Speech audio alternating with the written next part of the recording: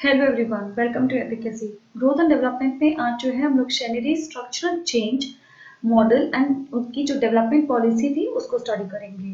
Hollis बर्नी चेनरी ने model को define करते हुए कहा था कि इकोनॉमिक डेवलपमेंट जो है वो बेसिकली एक set of inter related changes है in the structure of an under developed economy which is basically required for transformation of an economy from an agricultural economy into an industrial economy where there is continuous growth and there is accumulation of capital in the form of human capital and in the form of physical capital। 1960 में उन्होंने ये define किया था। अगर हम देखें तो हमारी इंडिया में भी जो 5 ईयर प्लान्स थे, तो फर्स्ट हम एग्रीकल्चरल इकोनॉमी थे और फिर हमने इन 5 ईयर प्लान्स के तहत जो है अपने आप को एक इंडस्ट्रियल इकोनॉमी की ओर फोकस किया। From primary sector we started moving to the secondary sector and the tertiary sector, a structural change. Chenery ने अपना जो है मॉडल समझाते वक्त स्ट्रक्चरल चेंज को बेसिकली 3 प्रिंसिपल डेवलपमेंट्स में कैटेगराइज कर दिया, जिसके अंदर उन्होंने 10 बेसिक डेवलपमेंट प्रोसेसेस भी रखी थी, जो कि एक लेस डेवलप्ड कंट्रीज को या अंडर डेवलप्ड कंट्रीज को एक डेवलप्ड वन में बना सकती है। डेवलपमेंट प्रोसेस ऑफ शेनरी में जो फर्स्ट प्रोसेस थी वो है एक्यूमुलेशन प्रोसेसेस। उसमें 3 कैटेगरीज आ जाती हैं, 3 सब प्रोसेसेस हैं। The first is investment, the second is government revenues and the third is education. Now coming to investment, it basically consist of gross domestic savings कितनी है as a percentage of GDP, gross domestic investment कितना है as a percentage of GDP, और हमारा जो capital inflow हो रहा है यानी कि हमारी net imports of goods and services as percentage of GDP कितनी है। अब ये सारे जो है ये आपको केनेजियन इकोनॉमिक्स में जो इनका बेसिक डेफिनेशन है, कनोटेशन जो यूज हुए हैं वो आपको पता होनी चाहिए। गवर्नमेंट रेवेन्यू में जो है इन्होंने डिस्कस किया कि गवर्नमेंट रेवेन्यू को as a percentage of GDP हम लेते हैं, एंड सेकेंडली टैक्स रेवेन्यूज जो कि हर साल गवर्नमेंट कलेक्ट करती रहती है उसको भी as a percentage of GDP लेते हैं। एजुकेशन में गवर्नमेंट अपना एजुकेशन एक्सपेंडिचर कितना कर रही है which is a percentage of GDP, and enrolment ratio जैसे हम लोग इंडिया में भी मेजर करते हैं एजुकेशन में कितनी ग्रोथ हो रही है based on the gross enrolment ratio GER. Education जो है वो सबसे लार्जेस्ट कंपोनेंट होता है पब्लिक एक्सपेंडिचर का ज्यादातर डेवलपिंग कंट्रीज में, और इसीलिए जो है more than half of investment human capital में होती है। और अगर ह्यूमन कैपिटल प्रॉस्पर होगा तभी जो है हम कहते हैं कि ग्रोथ एंड डेवलपमेंट जो है वो सस्टेन हो पाएगी। सेकेंड डेवलपमेंट प्रोसेस जो शेनरी ने दिया था that was resource allocation processes. यहाँ पे उन्होंने बताया कि किस तरह जो स्ट्रक्चर है डोमेस्टिक डिमांड का वो अफेक्ट करता है हमारे डेवलपमेंट को।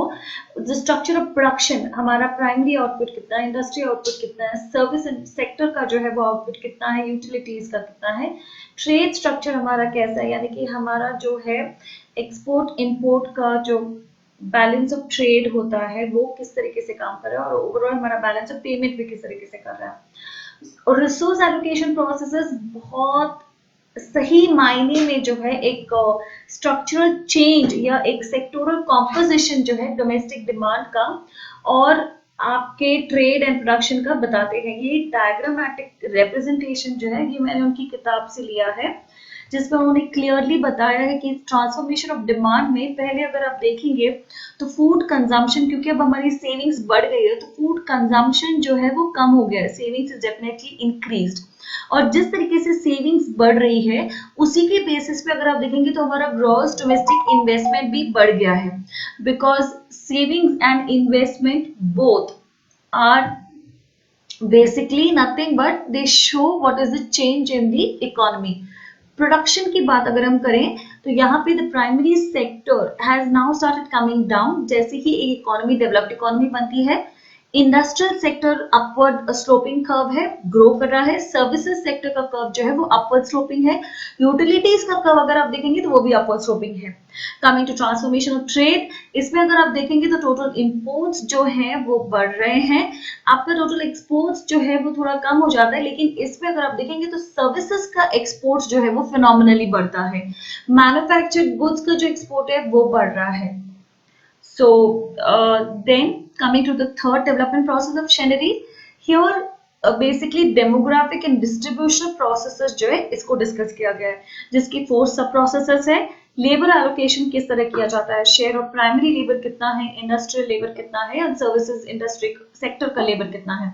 Urbanisation as a percentage of the total population किस तरीके से हो रहा है, demographic transition in the form of birth rate and death rate किस तरीके से चल रहा है, इनकम डिस्ट्रीब्यूशन जो है हमने कजनेस इनकम कर्व पढ़ा था, लेकिन यहाँ पे इनकम डिस्ट्रीब्यूशन में शेनरी ने कजनेस कर्व के अलावा ये भी कहा कि कैटेगराइजेशन जो है वो share of the highest 20% and share of the lowest 20% के बेसिस पे किया जाएगा। उन्होंने ये भी ऑब्जर्व किया कि डिस्ट्रीब्यूशन ऑफ इनकम जो है वो इन्फ्लुएंस होती है by the level of education, structure of the production and availability of the government revenue for redistribution। Government जो बेसिकली रेवेन्यू कलेक्ट करती है हर बजट में, यूनियन बजट हो या आपका स्टेट बजट हो, main objective of governments budget is nothing but redistribution of income and wealth. So how this takes place also explains ki what is the level of growth in a economy. In fact, ये जो level of growth in an economy, it is also affected by other processes like mortality, fertility rates क्या है, infant mortality rates कैसी है, maternal mortality rate कितनी है, urbanization जो है वो कितना बढ़ रहा है। तो ये सारी चीजें जो है उन्होंने कहा था कि थर्ड डेवलपमेंट प्रोसेस में इन्फ्लुएंस करती हैं। Coming to criticism of the theory, प्रोजन ने आइडेंटिफाई किए थे कि the main reasons for market failure of less developed countries या underdeveloped countries is a protective या इंटरवेंशनिस्ट अप्रोच। ये ऑब्जर्वेशन उन्होंने देखा था बेसिकली जो आपकी इकोनॉमिक कम्युनिटी थी of western African states member countries का, उनमें देखा था कि वहां पे कॉमन एक्सचेंज टैरिफ सिस्टम था जिसकी वजह से वो कोशिश करते थे कि बेसिकली कोई और इकोनॉमी का जो है एक्सपोर्टिंग या इंपोर्टिंग ट्रेड उनकी इकोनॉमी के साथ इजीली ना हो पाए।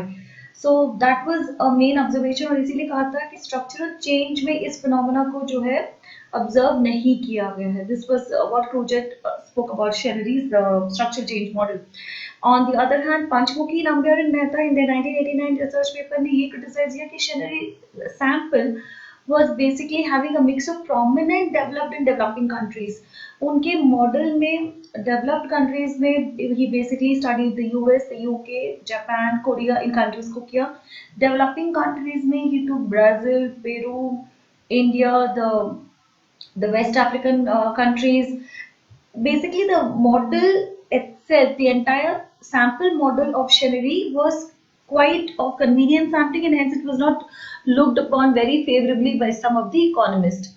Now coming to the long-term development policy of Chenery, here we will have to understand कि if you have to increase growth and development in any economy for that matter, आपका जितना भी structural change होता है वो ऐसा होना चाहिए कि आपका ट्रांजिशन एक सेल्फ सस्टेनिंग ग्रोथ की तरफ कंट्री को लेके जाए।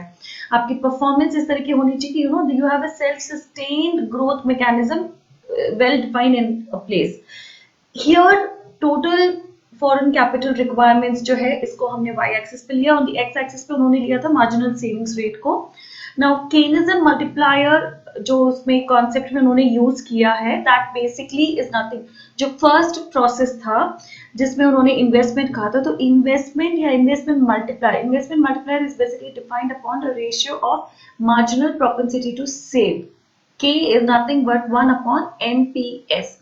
तो यहाँ पे मार्जिनल सेविंग्स रेशियो को ऑन द एक्स एक्सिस लिया है and the entire diagram basically clearly identifies quartiles, there is a lower quartile and upper quartile, and here we can clearly see that we in the median performance at an age span of around 40 years, अगर आप देखेंगे तो हमारा जो K है वो roughly 2.5 से 3 के बीच में वेरी कर रहा है।